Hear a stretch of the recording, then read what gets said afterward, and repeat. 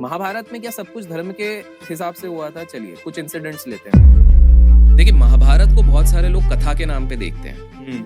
वो हमारी ancient history है और वो एंशिएंट हिस्ट्री एग्जैक्टली आज सेम टू सेम चल रही है। महाभारत हमारी सभ्यता का वो महाकाव्य जिसमें धर्म, अधर्म, राजनीति, नैतिकता और जीवन के हर पहलू का सार छुपा हुआ है। लेकिन क्या आपने कभी ये सोचा है कि जो महाभारत की कई बातें हमें बताई जाती हैं या हमने सुनी हुई हैं, वो सच है भी या नहीं? आज हम महाभारत की उन भ्रांतियों के बारे में बात करेंगे जो शायद हमको और आपको दोनों को गुमराह करती आई हुई हैं। अभिषेक कर को तो आप सब जानते ही होंगे, एक बहुत पॉपुलर ओरेटर जिनसे हम सभी सीखते हैं, जिन्होंने फाइनेंस, स्पिरिचुअलिटी और ऐसे कई सारे टॉपिक्स पे अपनी बात रखी है और कई लोगों को एजुकेट किया है। हम सभी इनसे सीखते हैं। आज उन्हीं की बातों को रेफरेंस लेके हम महाभारत की कई भ्रांतियों को उजागर करेंगे और देखेंगे कि क्या सच है और क्या गलत। ये वीडियो अभिषेक कर के ऊपर डायरेक्टेड नहीं है, बट क्योंकि मैं उनसे 2 बार मिल चुका हूँ, हमने उनसे 2 बार पॉडकास्ट भी कर लिए हैं और हमने उनसे कई बार सीखा भी है,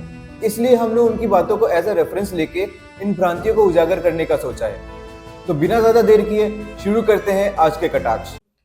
कलेश, क्लीशेस और कटाक्ष। तो ये सब शुरू करने के पहले मैं आपको एक स्टेटमेंट बताना चाहता हूँ या एक सेइंग बताना चाहता हूँ जो कहते हैं लोग कि किसी भी पौराणिक चीज को आज के जमाने से कंपेयर नहीं करना चाहिए, क्योंकि अगर हम आज के जमाने से पौराणिक चीजों को कंपेयर करेंगे तो हमें महाराणा प्रताप से लेके औरंगजेब तक हमें सब में गलतियां नजर आएंगी, क्योंकि वो टाइम अलग था और आज का टाइम अलग है। आज हम एक डेमोक्रेटिक सोसाइटी में रहते हैं जिनकी नोशंस अलग हो चुके हैं, सोसाइटल स्टैंडर्ड्स चेंज हो चुके हैं। दुर्योधन भी तो एट द एंड स्वर्ग पहुंच गया, तो आप उसके कर्म को कैसे जस्टिफाई कर रहे हो? क्योंकि उसका कर्म क्या था? ही वाज अ क्षत्रिय धर्म का उसने प्रॉपर तरीके से पालन किया था।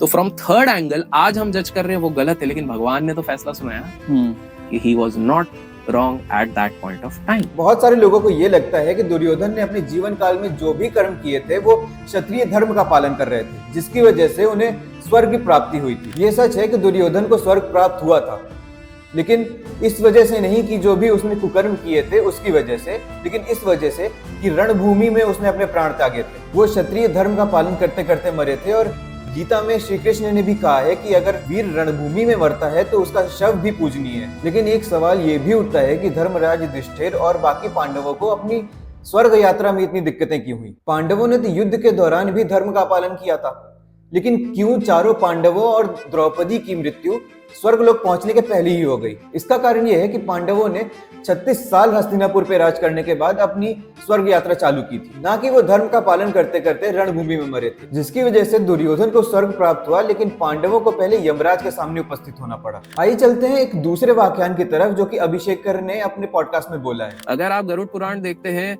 मनुस्मृता देखते हैं, तो वहां पर तो प्रॉपर सजा दी गई है भैया, प्रॉपर। उधर 2 प्रॉपर क्लैरिफिकेशन दिया गया है कि अगर आप रेप इंसान के साथ करते हो या फिर रेप जानवर के साथ करते हो, इसका सारे रूल्स लिखे हुए हैं। एक जगह पर लिखा हुआ है कि भैया तपते हुए तेल में इसको डालो और चुभती हुई कांटों के बीच में इसको पिचका दो, दैट इज वन पनिशमेंट। दूसरा है कि जहां राजा महाराजा और पूरे गांव का जहां पर एक्सक्रीटा जाता है, यूरिन जाता है, वो जो पैक बना है जो बहुत ही स्टिंकी है, जहां पर सबसे ज्यादा माइक्रो ऑर्गेनिजम्स है, सबसे बेकार इंसेक्ट्स है, उसके अंदर रेपिस्ट को फेंको।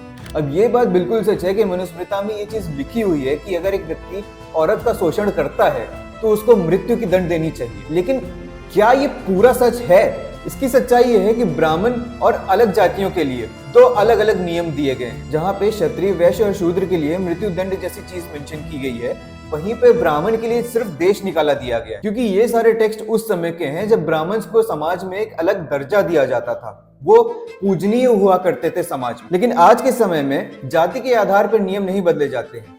लॉ इन्फोर्समेंट और नियम सबके लिए बराबर ही है। जो सजा एक ब्राह्मण को मिलेगी वही एक सजा शूद्र को भी मिलेगी। तो कई ऐसी बातें जो उस जमाने में कही गई हैं या हमारे पुराने टेक्स्ट में कही गई हैं, वो आज उतनी रिलेटेबल नहीं है या उतनी ज्यादा वैलिड नहीं। आइए इसी के साथ आगे बढ़ते हुए सुनते हैं अभिषेक कर का एक दूसरा वाक्यांश। 10,000 गोपियों के साथ अगर आप एक गर्लफ्रेंड बॉयफ्रेंड वाला भी एक बॉन्डेज एक रखते हो, क्या ये चीज लेसन हमें क्या दे रही? अब इस चीज के साथ दिक्कत ये है कि दूसरे धर्म वाले और हमारे धर्म वाले भी इंक्लूडेड इस चीज को सच मानते हैं कि कृष्ण जी का गोपियों के साथ गर्लफ्रेंड बॉयफ्रेंड वाला रिश्ता था, जो कि 100% गलत है। इसकी पूरी कहानी ये है कि इन 16,000 गोपियों को श्री कृष्ण ने नरकासुर नाम के राक्षस का वध करके मुक्त करवाया था। लेकिन मुक्त कराने के बाद सबसे बड़ी समस्या जो उत्पन्न हुई वो ये कि इन 16,000 गोपियों को समाज एक्सेप्ट नहीं करता। तो श्री कृष्ण ने इन गोपियों को अपनी पत्नी का दर्जा दिया ताकि समाज इन्हें एक्सेप्ट कर सके। ये गोपियां समाज में अपना सर उठा के एक आम जिंदगी जी सकें। लेकिन ये कहना कि श्री कृष्ण गोपियों के साथ रास लीला रचाते थे या फिर उनका बॉयफ्रेंड गर्लफ्रेंड वाला हिसाब था, ये कहना सबसे ज्यादा गलत होगा। ये सारे क्वेश्चंस हम हिंदू खुद अपने धर्म पे उठा के अपने धर्म की डिग्निटी नीचे करते हुए जा रहे हैं। तो मेरा हाथ जोड़ के आपसे निवेदन है कि इस चीज को आप कतई ना भूलें कि श्री कृष्ण की सिर्फ एक पत्नी थी और उन गोपियों के साथ उनका कोई भी गर्लफ्रेंड बॉयफ्रेंड जैसा कोई भी हिसाब नहीं था। और मेक श्योर करें कि ये फैक्ट ना आप किसी और को गलत बताएं, ना किसी और को गलत बताने दें। तो आइए चलते हैं एक और भ्रांति की तरफ जो कि हम लोगों को काफी ज्यादा बताई जाती है। तो ये प्रश्न उठता है कि कौन बेटर था, अर्जुन बेटर था कि कर्ण था? बिकॉज अगर आप देखोगे तो क्या हुआ था, एक बहुत सिंपल सा किस्सा था।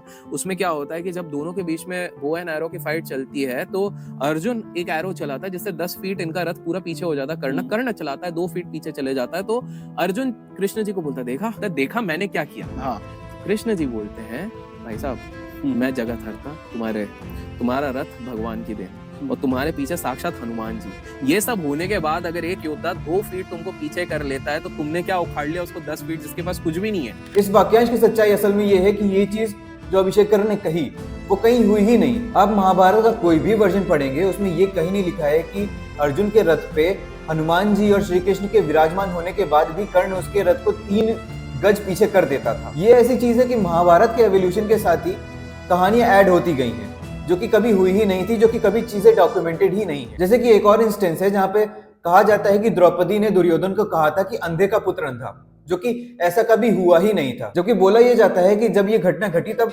पांडव दुर्योधन पे हंस रहे थे और द्रौपदी कहीं वहां पे थी ही नहीं। जबकि जो महाभारत हमें बताई जाती है उसमें ऐसा पोर्ट्रे किया जाता है कि द्रौपदी की वजह से दुर्योधन का मील ईगो हर्ट हुआ और उसकी एनविनेस को जस्टिफाई किया जाता है। ऐसा ही कॉन्सेप्ट हम रामायण में भी देख सकते हैं लक्ष्मण रेखा का, जो कि वाल्मीकि रामायण में कहीं मेंशन ही नहीं, लेकिन वो इतना ज्यादा पॉपुलर है कि कहीं ना कहीं आज हम उसको एकदम सच मान बैठे हैं। इस वीडियो को अंत करने के पहले मैं बस यही बोलना चाहूंगा कि इस वीडियो में हमने सिर्फ 2 या 3 पॉइंट्स ही बताए हैं जो कि आपकी भ्रांतियां क्लियर कर सकते हैं, लेकिन असल में ऐसी बहुत सारे नोशंस हैं जो कि क्लियर करने की जरूरत है। इन चीजों की सच्चाई और अच्छे से जानने के लिए आपको महाभारत या पुराण पढ़ने चाहिए।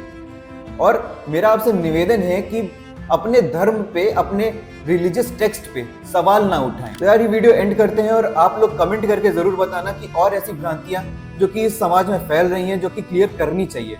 और ये वीडियो अच्छी लगी हो तो लाइक, शेयर और सब्सक्राइब जरूर कर देना। और अगर आप DHH सुनते हो तो आप रिदम का चैनल चेक कर सकते हो जिसका लिंक डिस्क्रिप्शन में होगा। और अगर आपको और मसालेदार कंटेंट चाहिए तो आप मेरा चैनल चेक कर सकते हो पंडित जी, जिसका भी लिंक डिस्क्रिप्शन में होगा। अब लाइक फकिंग ड्रेक जी, जो मन किया वो करूं, अंग्रेज नहीं।